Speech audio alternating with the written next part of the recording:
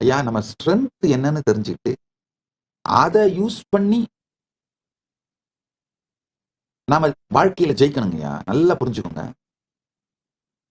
பாரதம் சனாதன இந்து சிவிலைசேஷனை அடிப்படையா கொண்டது. கொஞ்சம் புரிஞ்சுக்கோங்க. அதாவது உண்மை இல்லைங்கய்யா. நீங்க அப்படிங்கிறது உங்க பீயிங், அதான் நிஜம். நீங்க சொசைட்டில உங்களை காட்டிக்கிறீங்களே, உங்க பிராண்டு சோசியல் மீடியால போட்டுக்கிறீங்களே, அது நீங்க உங்களை பத்தி பில்ட் பண்ணிக்கிற பிராண்டு. பிராண்டுக்கும் நிஜத்துக்கும் பல நேரத்துல சம்பந்தமே இல்லைன்றது உங்களுக்கு தெரியும். பிராண்டுக்காக சில நேரத்துல நிஜத்தை அழிக்கிறீங்க அப்படிங்கிறது உங்களுக்கு தெரியும். அதே மாதிரி தாங்க. கொஞ்சம் நல்லா புரிஞ்சுக்கோங்க. சனாதன இந்து சிவிலைசேஷன் தான் இந்தியாவோட நிஜம். ரியாலிட்டி என்னன்னா, பாரதத்தோட ரியாலிட்டி சனாதன இந்து சிவிலைசேஷன்.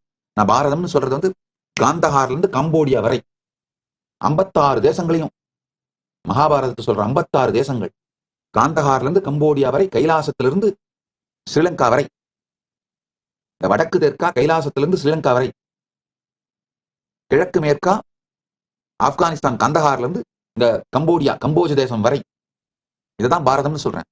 பாரதத்துல இந்து சிவிலைசேஷன் தான் ரியாலிட்டிங்கயா. இந்தியா, பாகிஸ்தான், பங்களாதேஷ் இதெல்லாம் வந்து பொலிட்டிக்கல் பிராண்டு. இந்த நாடுகள்லாம் பொலிட்டிக்கல் பிராண்டு. அது இப்ப 1947 உருவாச்சு. பங்களாதேஷ்லாம் அதுக்கும் அப்புறம் லாஸ்ட் ஒரு 75-80 வருஷமா உருவானதான் இந்த நாடுகள்ன்ற பிராண்டுங்கயா. ஆனா ஃபண்டமெண்டலா நம்முடைய அடித்தளம் என்னன்னா ஹிந்து சிவிலைசேஷன், சனாதன ஹிந்து சிவிலைசேஷன் தான் நம்முடைய அடித்தளம். இந்த பொலிட்டிக்கல் பிராண்டு அந்த சிவிலைசேஷனை அழிக்க ஆரம்பிக்கிறது தான் மிகப்பெரிய கொடுமை. நீங்க எதை உங்களுடைய பிராண்டா பில்டு பண்றீங்களோ சொசைட்டில காட்டுறதுக்கு, அந்த பிராண்டு உங்களுடைய ரியல் பர்சனாலிட்டி அழிக்க ஆரம்பிச்சதுன்னா அதான் நரகம். குல தாழ்ச்சி உயர்ச்சி சொல்லல் பாவம். அதை நான் ஒத்துக்கிறேன். நல்லா புரிஞ்சுக்கோங்க. சாதிகள் இல்லைங்கிறது உண்மை கிடையாது. உண்மையில நாம நம்முடைய ஜாதியோட ஸ்ட்ரென்த் என்னன்னு புரிஞ்சு அதை ஸ்ட்ரென்தன் பண்ணி அது மூலமா ஜெயிக்கணுங்க. அப்படி ஜெயிச்சா மட்டும்தான் இந்தியா விஸ்வகுருவா மாற முடியும். பாரதம் தான் விஸ்வகுருவாக மாற முடியும். அதுக்கு ஒரே வழி நம்முடைய ஹிந்து சிவிலைசேஷனை ஸ்ட்ரென்தன் பண்ணணுங்கய்யா. சமூகத்தாலும் சட்டதிட்டங்களாலும் ஒவ்வொரு நிலைமையிலையும், அதாவது எக்ஸிகியூட்டிவ்ஸ், லெஜிஸ்லேச்சர், ஜுடிஷியரி, மீடியா அத்தனையுமே ஹிந்து சிவிலைசேஷனை ஸ்ட்ரென்தன் பண்ணா, நம்ம சிவிலைசேஷன்ல இன்ஹெரிட் பண்ணியிருக்கிற நாலேஜ் ஸ்ட்ரென்தன் பண்ணா, அதை ரீடிஸ்கவர் பண்ணா, அதை நம்ம யூஸ் பண்ணணும், அதோட அட்வான்டேஜஸ் யூஸ் பண்ணோம்னா, நெக்ஸ்ட் லெவலுக்கு எடுத்துட்டு போனோம்னா, அடுத்த 25 ஆண்டுகளுக்குள் 2047க்குள்ள, 25 வருஷம் கூட தேவையில்லை, 2047 நம்ம விஸ்வகுரு ஆயிடுவோம். 2047க்குள்ள இந்தியா விஸ்வகுரு ஆகணும்னா முதல்ல செய்ய வேண்டியது நம்முடைய சனாதன இந்து சிவிலைசேஷனை ஸ்ட்ரென்தன் பண்ணுங்க. நம்முடைய நிஜமா நாம வந்து சனாதன இந்து சிவிலைசேஷன் தாங்கயா.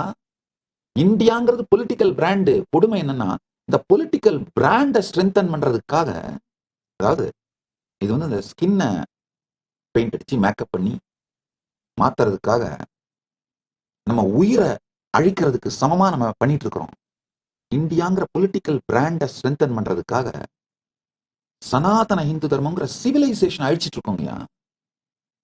இந்த 4ம் லெஜிஸ்லேச்சர், எக்ஸிகியூட்டிவ், ஜுடிஷியரி, மீடியா, இந்த 4ம் சனாதன இந்து சிவிலைசேஷனை ஸ்ட்ரென்தன் பண்ணா நம்ம இந்தியாவோட சயின்ஸ் ஃபீல்டு எப்படி வேலை செய்யணும்னாங்க, நம்முடைய ஸ்ட்ரென்த் என்னென்ன அதை எப்படி நெக்ஸ்ட் லெவலுக்கு எடுத்துட்டு போய் எக்ஸல் பண்றது, அந்த லைன்ல தான் நாம நம்முடைய எனர்ஜியை போடணும். அதை விட்டுட்டு வெஸ்ட் கொடுக்குற மோல்டுல நாம போகணும்னா, ஐயா அந்த மோல்டை நம்ம அடாப்ட் பண்ணிட்ட உடனே நம்ம ஃபெயிலியருங்க.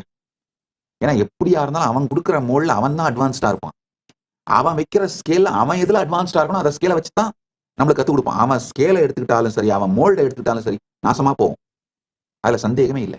நம்முடைய எக்கானமி, நம்முடைய சொசைட்டி, நம்முடைய சோசியல் சயின்ஸ், நம்முடைய சயின்ஸ் எல்லாமே நம்ம ஸ்ட்ரென்த்தை பார்த்து புரிஞ்சுக்கிட்டு, நம்முடைய இன்டெலிஜென்ஸ் இதை பார்த்து புரிஞ்சுக்கிட்டு, இதை மறுமலர்ச்சி செய்து புனரமைத்து நெக்ஸ்ட் லெவலுக்கு எடுத்துட்டு போனோம்னா 2047 நாம தான் விஸ்வகுரு. இந்த கோத்ரா சிஸ்டம், இந்த லீனியேஜ் இன்டெலிஜென்ஸ் இருக்கு பார்த்தீங்கன்னா, அது நம்முடைய ஹிந்து மாடல்ங்கயா. நம்முடைய பிரைமால் எமோஷன்ஸ்ங்கயா பயாலாஜிக்கலி ஏன்ஷியன்ட். நம்முடைய பிரைமால் எமோஷன்ஸ் பயாலாஜிக்கலி ஏன்ஷியன்ட், அதாவது நம்ம முன்னோர்கள்ட்ட இருந்து வருது. நியூரோ சயின்ஸ் ரொம்ப தெளிவா ஃபுல்லி இட் அக்ரீஸ், ஏத்துக்குதுங்கயா. நம்முடைய பிரைமால் எமோஷன்ஸ் தான் biologically ancient. It predates to your birth, உங்கள் பிறப்புக்கு முன்பாகவே.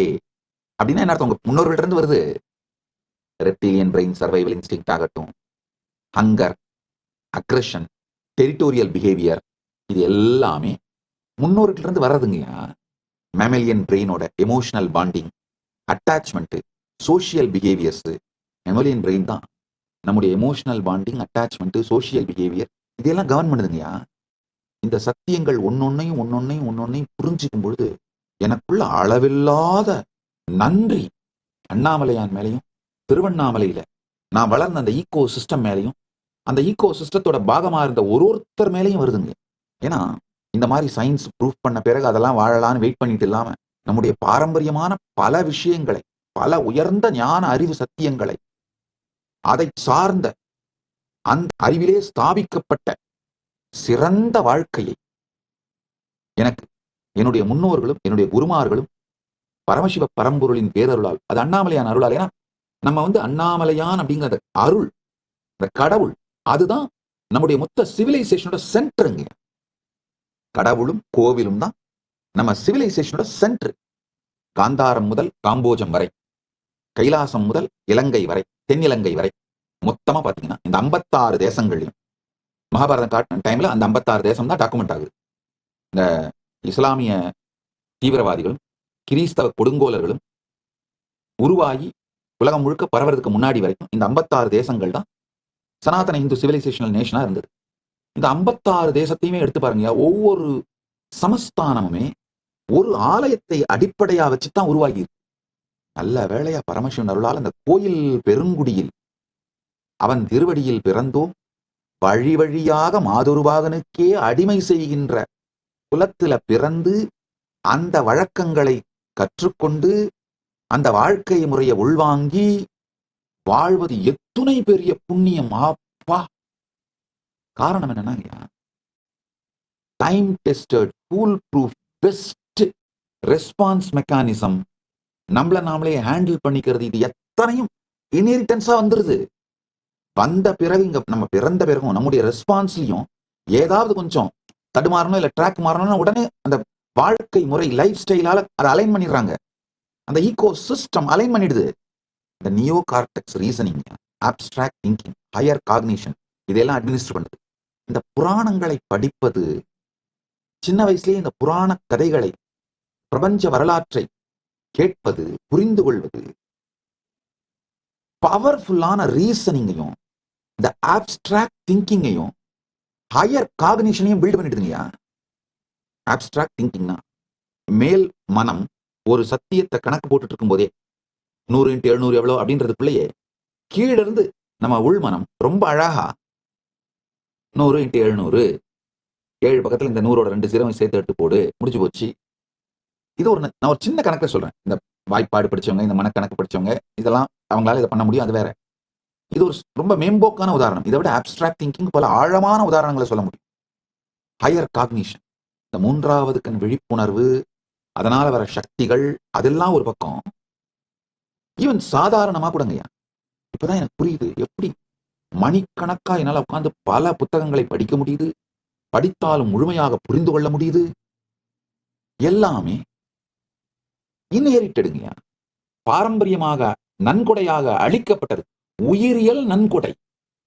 ட்ரியூன் பிரெயின் மாடல் சிம்பிளிஃபைடா இருந்தாலும் the layered evolution of emotional circuits is well established scientifically. Emotional சர்க்கியூட்ஸோட லேயர்டு எவல்யூஷன் வெல் எஸ்டாப்ளிஷ்டா இருக்கு இந்த ட்ரையூன் பிரெயின் மாடல்ல. அதே மாதிரி அங்கர், ஃபியர், ரேஜ், பசி, பயம், வெடிக்கிறது, இந்த ரேஜ் வெறி கொண்டு வெடிக்கிறது, இந்த மாதிரியான அடிப்படை உணர்ச்சிகள்லாங்கய்யா பாரம்பரியமாக நம்முடைய சிஸ்டத்துல கடத்தப்படுதுங்கய்யா. நாம இத கத்துக்கிறது இல்ல, உயிரியல் வழியா மரபாக பெறுகின்றோம். அக்வாட்டிக் லைஃப் ஃபார்ம்ஸ் எல்லாம் பாத்தீங்கன்னா அதுக்கு அந்த சர்வைவல் மெமரி அப்படியே டைரக்டா வந்துருது. இன்ஸ்டிங்டிவ் ரியாக்ஷன்ஸ் நம்முடைய கான்சியஸ் மைண்டை விட அப்பாற்பட்டு சேகரித்து வைக்கப்படுகிறது. Instinctive reactions are stored beyond the reach of conscious mind. இந்த சத்தியங்களை எல்லாம் கொஞ்சம் புரிஞ்சுக்கோங்க. அதுக்கப்புறம் நான் ஃபைனல் கன்க்ளூஷன் சொல்றேன். ஐயா, உண்மையிலேயே சனாதன இந்து தர்மத்துல ஜாதிகளால தாழ்ச்சி உயர்வு இல்லைங்க, இருந்ததே கிடையாதுங்க. அதான் உண்மை. நம்ம ஒவ்வொருத்தருக்குமே ஒரு பெரிய ஸ்ட்ரென்த் இருக்கு. அதை ரீடிஸ்கவர் பண்ணி அந்த லைன்ல நாம அட்வான்ஸ் பண்ணோம்னா நாம எல்லாம் ஒன்னா சேர்ந்து பாரதத்தை விஸ்வ குருவாக, இந்தியாவை விஸ்வ குருவாக 2047 பண்ணிடலாம். சனாதன தர்மத்தின் தூதுவர்களை உருவாக்குவதுதான் என்னுடைய நோக்கம். எத்துணை பேரை வேண்டுமானாலும் அனுப்புங்கள். அவர்களுக்கு கைலாசா திருவண்ணாமலையில் 5 லட்சம் ரூபாய் மதிப்புடைய இந்த பயிற்சியை, உணவு, தங்குமிடம், பயிற்சிக்கான பொருட்கள், பூஜை பொருட்கள் மற்றும் புத்தகங்கள் அனைத்தையும் இலவசமாக கொடுத்து, பயிற்சியும் கொடுத்து, 1 ஆண்டு அவர்கள் இந்தியா முழுவதும் யாத்திரை செய்வதற்கு தேவையான சகல உதவிகளையும் வசதிகளையும் செய்து கொடுத்து அவர்களை முழுமையாக தயார்படுத்தி ஒரு முதிர்ச்சி அடைந்த பாரதத்திற்காக, சனாதன இந்து தர்மத்திற்காக தங்கள் வாழ்க்கையை தியாகம் செய்கின்ற முதிர்ச்சியோடு பயிற்சி பெற்ற தலைவர்களாக உங்களுக்கு திருப்பி அளிக்கின்றேன். இது மாதிரியான முதிர்ச்சி அடைந்த தலைவர்களால் மட்டும்தான் எந்த மத மாற்றத்தையும் தடுக்க இயலும். நமக்கு இப்ப தேவைங்கயா பணம் அல்ல, அல்லது வேற சொத்துக்கள் அல்ல. சனாதன இந்து தர்மத்தை வாழ்ந்து மற்றவர்களை வாழ வைப்பதற்கு தயாராக இருக்கின்ற உற்சாகமுடைய, உத்வேகமுடைய மக்கள்தான். ஆணோ பெண்ணோ இளைஞரோ முதியவரோ எந்த நிலையில இருந்தாலும் பரவாயில்ல, அனுப்புங்க. பயிற்சி கொடுத்து அவர்களை தலைவர்களாக மாற்றி உங்களுக்கு திருப்பி அளிக்கின்றேன். கைலாசா திருவண்ணாமலையில் நடைபெறும் பரமசிவசேனா பயிற்சி முகாமில் இணையுங்கள்.